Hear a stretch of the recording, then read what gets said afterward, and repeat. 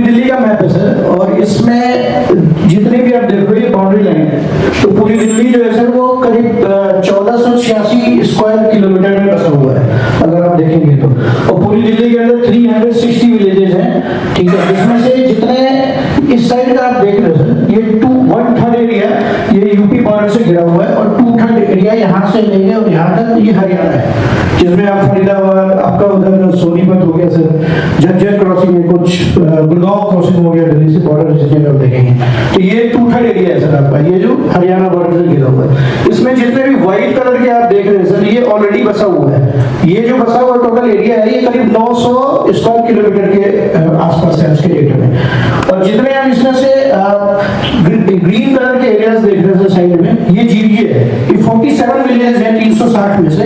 Total 360 गांव में से 142 गांव ऐसे बचे हुए हैं जिसमें की जमीन अभी बची हुई है। तो टोटल जमीन जो एरिया है वो area is around 500 square kilometre अभी डेवलपमेंट बचा हुआ है। तो अभी जो आप देखेंगे सर, ये जितने भी ग्रीन कलर एरिया है ये सारे बॉर्डर के विलेजेस हैं, जिसके अंदर 47 विलेजेस है जिसमें ग्रीन डेवलपमेंट एरिया है। और जो हम अभी बात कर रहे हैं सर वो है येलो कलर। इसके अंदर 5 जोन है दिल्ली में जिसमें अभी जमीनें बची हुई है, that is P1, P2, N zone, L zone, K1 zone और J जोन। ये 5 जोन है सर दिल्ली में, जिसके अंदर हम बात करते हैं L जोन की। तो वो सर एरिया यहाँ पे पड़ेगा। L जोन सबसे अच्छा लोकेशन है अगर आप दिल्ली का लेके चले तो। इसमें L जोन के अंदर से टोटल अप्रोक्सीमेटली 23,000 हेक्टेयर के आसपास। यूजुअली अगर L जोन की बात करेंगे तो टोटल 1 से लेकर 41 सेक्टर्स है जिसमें अभी डेवलपमेंट होते हैं। जोशी जी होता है, और यहाँ पे ये झज्जर हरियाणा हो गया सर, गुड़गांव, टोटल 1 से लेके 41 सेक्टर है। अगर आप कभी दिल्ली में जब रहना हो तो सर मुंडगा विलेज अगर आता है रोहतक वाले रोड पे, तो वो इस लोकेशन में पड़ेगा या इसके आसपास। ये जो आप राइट में देख रहे हैं ये द्वारका है। तो अब we are talking about yellow zone area, जिसके जितने भी येलो देख रहे हैं इसके अंदर सर वो R जोन एरिया है। पहले लैंड एग्रीकल्चर स्टेटस था, अब वो ऑलरेडी अर्बनाइज होके और लैंड पूलिंग पॉलिसी में पार्टिसिपेट के लिए आगे रेडी है। सेक्टर प्लानिंग से लेकर और 41 सेक्टर्स हैं, ठीक है, जिसके अंदर हमारी जो लोकेशन है सर वो यहाँ पे है, इस लोकेशन पे। ये सर नजफगढ़ वाली वो झील है अगर गए हो, और यहाँ पे द्वारका है, तो जहाँ पे भी मैं इंडिकेट कर रहा हूँ यहाँ पे यशोभूमि है और एयरपोर्ट इसके आसपास पड़ेगा। और हमारी जो लैंड है वो यहाँ पे है, ये एरिया हमारी जमीन है सर। और ये जो आप देख रहे हैं UR2 है sir, urban extension road second. इसकी टोटल लेंथ है 79.6 किलोमीटर, जिसमें से फेज 1 ऑलरेडी बन चुका है। 1-2 पैचेज अभी बचे हुए हैं। If you are coming from Chandigarh तो आपको पहले द्वारका आने के लिए पहले आपको दिल्ली के अंदर एंटर करना पड़ता था, लेकिन अगर आप चंडीगढ़ से आ रहे हैं तो आपको द्वारका के अंदर आने की जरूरत नहीं है, नहीं जाने की जरूरत नहीं है, पूरी दिल्ली घूमने की जरूरत नहीं है। आप यहाँ से आएंगे और यहाँ से आपने UR2 पे एंटर किया और यहाँ से 20 मिनट में आप द्वारका पहुंच सकते हैं। तो हमारी जो साइड है वो इस रोड पे सर, इस पॉइंट पे। यहाँ से आप स्टेट लेंगे तो यहाँ पे यशोभूमि है sir, IACC Indian convention centre. Convention centre से करीब 10 लाख स्क्वायर मीटर में बना हुआ है, जिसके अंदर अभी फेज 1 उसका डिलीवर हुआ है। 25,000 लोगों के बैठने की कैपेसिटी है। G20 का जो मीट था वो यहीं से पर्वत एक्सप्रेस से EPR, जब वहां से अगर आप लेफ्ट लेते तो EPR हो जाता है, राइट लेंगे तो WPR हो जाएगा। WPR के बाद इन्होंने एक नया रोड बनाया जो आपका जो रोड है उसको बोलते हैं अर्बन एक्सटेंशन रोड सेकंड। ये 3rd रिंग रोड है दिल्ली का। एक इसके साथ में सर आपको एक रोड और नजर आ रहा होगा प्रपोज्ड है से, ये वाला, ये UR1 है, ये प्रपोज्ड है। इसके लैंड एक्विजिशन वगैरह ऑलरेडी हो चुके हैं और अभी धीरे-धीरे NHAI को सबमिशन हो चुका है, इसका काम भी स्टार्ट हो जाएगा। ये है सर कि उस समय क्या होता था कि लिटिगेशंस काफी सारे हो जाते थे, किसान आंदोलन के लिए तैयार हो जाते थे। मॉडल पे ये काम हुआ, प्राइवेट पार्टनरशिप और पब्लिक पार्टनरशिप और प्राइवेट। पब्लिक में जैसे किसान हो गए सर, कोई भी अपने मिनिमम 5 एकड़ जमीन जिनके पास हो डेवलपमेंट लैंड के लिए क्वालिफाई कर सकते हैं। तो लैंड पुलिंग में हुआ कि सबको मिलके अपनी जमीन डीडीए को देनी है। जैसे सपोज सर 5 एकड़ जमीन आपको देनी है, 5 एकड़ आप जमीन डीडीए को देंगे, डीडीए उसके बदले आपको 60% जमीन वापस करेगी, 40% अपने पास रखेगी। तो उस 60% में से 53% आपका रेजिडेंशियल का होगा, जिसके अंदर आप बिल्डिंग्स वगैरह बना सकते हैं, और 5% आपका कमर्शियल होगा सर, और जैसा कि अपनी साइंस पीपीपीटी में भी बताएंगे भी, और 2% पब्लिक यूटिलिटी है। जो 40% डीडीए रख रही है उसके अंदर आपके पार्ट्स हो गए सर, सीवरेज हो गए, पाइपलाइंस हो गए, कॉलेज हो गए, यूनिवर्सिटीज हो गए, वो एफआईआर उनके लिए अलाउड होगा। जैसे अपने सपोज हम 5 एकड़ पे प्लानिंग करके बता रहे हैं, 5 एकड़ में जैसे आपको मान लीजिए 3 एकड़ वापस मिला 60%, तो उस 3 एकड़ में जो आपका 2 एकड़ डीडीए रख रही है उसके बदले आपको एफआईआर अलाउड हो जाएगा, जिसमें कि आप मैक्सिमम G+13 तक हाइट ले जा सकते हैं। तो ये है sir basically land polling. Land polling में क्या है कि डीडीए का काम है सिर्फ रोड्स बनाना, पार्क्स बनाना, पब्लिक यूटिलिटीज से रिलेटेड जितने भी गवर्नमेंट ऑफिसेस हो गए सर, दिल्ली जल बोर्ड का हो गया, सीवरेज हो गया, डब्ल्यूटीपी हो गया, एसटीपी हो गया, वाटर हार्वेस्टिंग हो गया सर, हॉर्टिकल्चर हो गया, पार्क हो गया, सीएनजी पंप्स के लैंड्स हो गए सर, स्कूल्स के लैंड्स, वो डीडीए सारा काम करेगी 40% के अंदर। तो आपको जमीन खुद लेनी है, डीडीए को सबमिशन करानी है, डीडीए उसके बदले आपको 60% वापस करेगी, और उसमें आपको कंस्ट्रक्शन करना है। तो that is called land polling policy. अब हम पीपीटी पे आते हैं। तो बिफोर सेल डीड रजिस्ट्री कराने से पहले आपको रेवेन्यू डिपार्टमेंट से लैंड स्टेटस रिपोर्ट लेनी होती है। तो अभी जो हमने सेल डीड करवाया है सर, तो उसके अंदर हमने कुछ लैंड स्टेटस रिपोर्ट लिया था इसका, which is issued by revenue department. That means कि आपका लैंड का टाइटल क्लियर है। Name of the Bala is the first party जो लैंड हमने दी सर, एलओडी करेक्ट ये सेकंड पार्टी है। तो ये सबसे पहला प्रोसेस होता है सर, जिसमें ये गवर्नमेंट डिपार्टमेंट आपको रेवेन्यू डिपार्टमेंट की तरफ से सब कुछ लिख के आएगा, इसके बिना आप रजिस्ट्री नहीं करा सकते।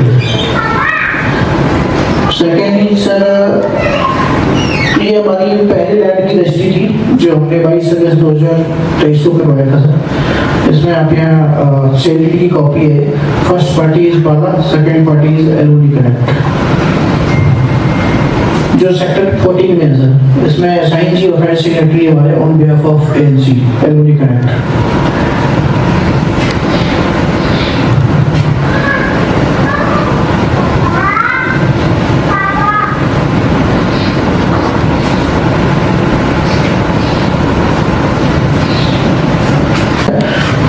ऑलरेडी पार्टिसिपेट कर चुके हैं, पहला वाला और दूसरा वाला भी बैच है, देख सकते हैं। फर्स्ट पार्टी 5 किसान थे इसमें से, जय भवन वशिष्ठ नगर, सेकेंड पार्टी एलओडी करेक्ट। ये उसकी लैंड स्टेटस रिपोर्ट है sir, which is issued by government department. दूसरा सर आपका हमारी दूसरी वाली जमीन की सेल डीड है, जो भी हमने रजिस्टर्ड करवाया है 18 अप्रैल 2024 को।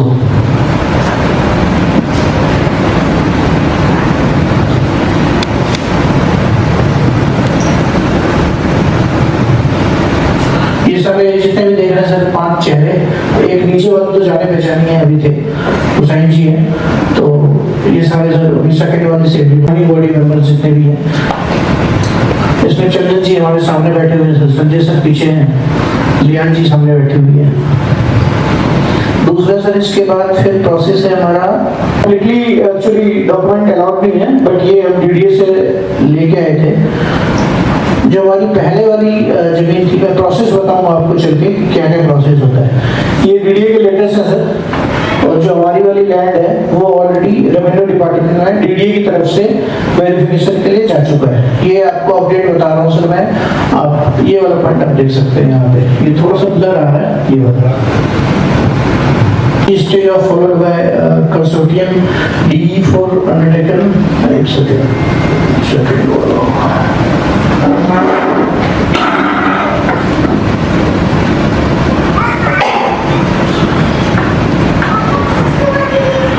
इसको देख सकते हैं, इसके अंदर से जो ये वाला पार्ट है,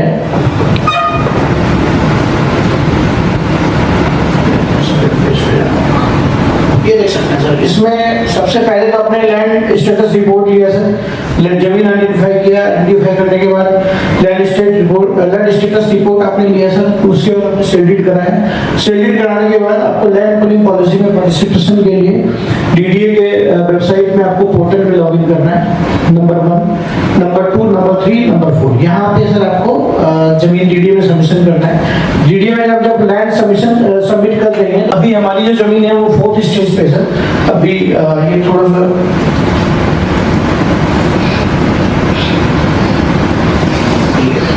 फोर्थ स्टेज पे है सर अभी हमारी जो 3 मंथ्स के आसपास, इसमें हम 6 महीने का ऑलरेडी बफर लेके चल रहे हैं कि 2 साल ऑलमोस्ट लगेगा लैंड वापस आने में।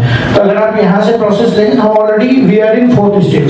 अच्छा इसमें क्या है सर कि जमीन जैसे अभी हम सेक्टर 14 की बात करेंगे तो सेक्टर 14 के अंदर से टोटल 335 हेक्टेयर लैंड है, जिसमें से ऑलमोस्ट 135 हेक्टेयर लैंड जो है वो वैकेंट है, जिसपे लैंड पूलिंग पॉलिसी लागू है और उस पर डेवलपमेंट होनी है। तो उसमें जमीन आपके साथ कहीं भी हो, जैसे आप लैंड पुलिंग में पहला पैच हमने एक बाला के नाम से रजिस्ट्री कराया था, वो एलओडी कनेक्ट किए कि यूनिक आईडी बन जाएगी डीडीए में।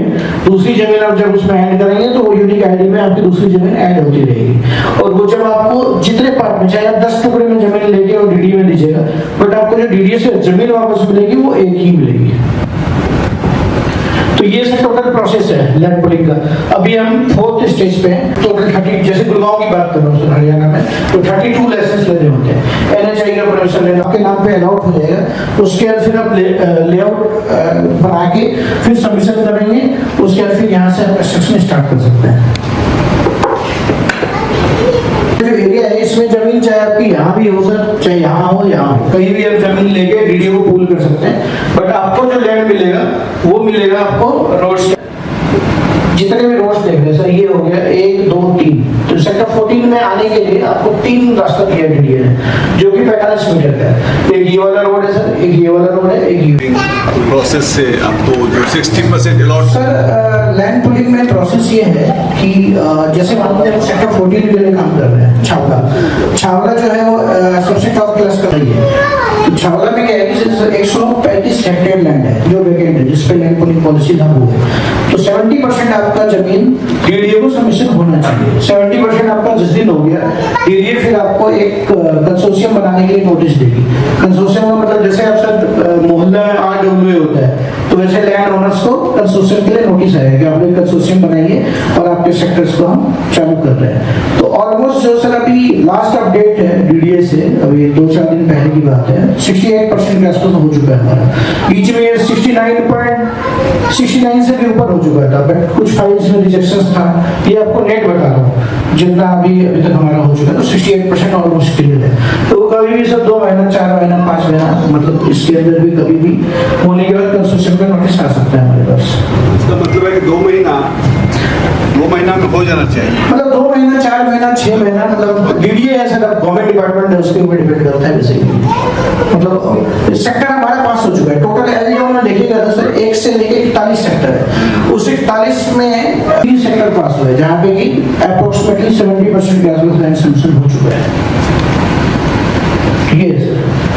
इसके बाद इसका मतलब है कि 2 महीना में जितना पार्टिसिपेट किए हैं, इन्होंने करीब पार्टिसिपेट किया है, उसके आधार पर डीडीए 60% आपको लैंड वापस कर देंगे, ठीक है? नहीं सर, इसमें क्या है कि हमें पूरा हो चुके हैं, हो जाए ऑलरेडी हम 2.5 एकड़ के आसपास का पूरा कर चुके हैं, और 2.14 एकड़ का ऑलरेडी मैंने भी जा चुका है। तो हमारा टारगेट है कि सर 2-3 महीने के अंदर वो भी रजिस्ट्री करा देंगे। तो 60% आपको तभी मिलेगा, डीडीए आपको पूछेगी कंसोर्शियम बनने के बाद भी। आप कंसोर्शियम बनने के बाद भी जमीन अपनी ऐड करा सकते हैं। जो जमीन आपकी ऐड होगी वो 4th स्टेज से काउंट होगा सर, रेवेन्यू डिपार्टमेंट से जब वेरिफिकेशन वगैरह करते हैं।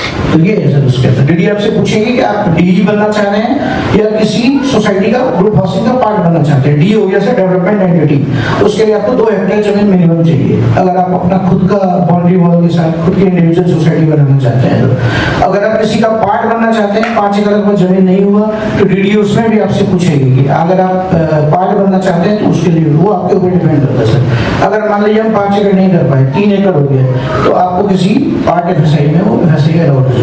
यस, कि सोसाइटी में हम ही लोग रहेंगे, है ना, टू इंश्योर दैट कि हम ही लोग रहें, या हमारे गांव के और आ रहा है तो हमारे परमिशन से आ रहा है या हमारे रिकमेंडेशन से आ रहा है। जो हमारे यहाँ ना नॉन जेनवाइट्स का भी हमारे हैं 20% नॉन जेनवाइट्स है, लेकिन उसमें कंडीशन है कि कोई जेएनयू का ही जो मेंबर है वो रिकमेंड करेगा कि ये I know this person and ये किसी का भाई है, किसी का बहन है, या किसी कॉलेज का फ्रेंड है, कोई भी है, but that person should be recommended by existing member.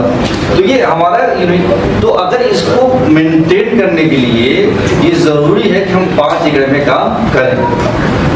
5 एकड़ में काम करने के लिए ये जरूरी है कि हमारे पास 69 लोग हों, क्योंकि 5 एकड़ में जो हमारा आप देखें उसमें दे रहा 69 यूनिट बनता है, तो फॉर्चुनेटली हमारे 85 लोग हैं, तो we have cross that threshold. हमने उस जो मिनिमम रिक्वायरमेंट होता है अपना इंडिपेंडेंट सोसाइटी का, that we have achieved by having more than 69 members.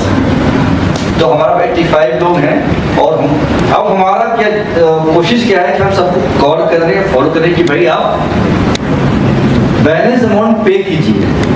हम लोग ज़्यादातर मेल करते हैं, अगर हमारे जानने वाले हैं तो बोल देते हैं कि ध्यान जरा उनको फ़ोन कर दूँ, मेरे जानने वाले हैं तो मैं फ़ोन करता हूँ, संजय जी के जानने वाले, तो हम लोग डायरेक्टली फ़ोन भी नहीं करते हैं, because we respect their privacy. हो सकता है किस वजह से नहीं पे कर रहा है ना, हम तो बिल्डर नहीं है फोन करने आपको देना है ना। तो हम लोग क्या करते हैं, जो उनके जानने वाले हैं हम उनको रिक्वेस्ट करते हैं कि यार ये आपके फ्रेंड है, just check if he can pay या she can pay, let request to pay because we have to buy the land, है ना। तो हम लोग को इस तरह का फॉलो हुए नहीं कि फोन किया कि नहीं दो तो निकाल भाग करते हैं, that is not the, but यह है कि हम लोग कोशिश यही कर रहे हैं आपको भाई पैसे दे दीजिए। 85 लोग अगर पूरा पैसा हमें दे देते हैं तो हमारे पास 6 एकड़ जमीन आ जाएगा। अभी हम लोग जून के महीने में 1 एकड़ और जमीन दिखवाने वाले हैं, कुछ पैसे कहीं पड़ रही है, we are following with members and they are paying also, so हम लोग ये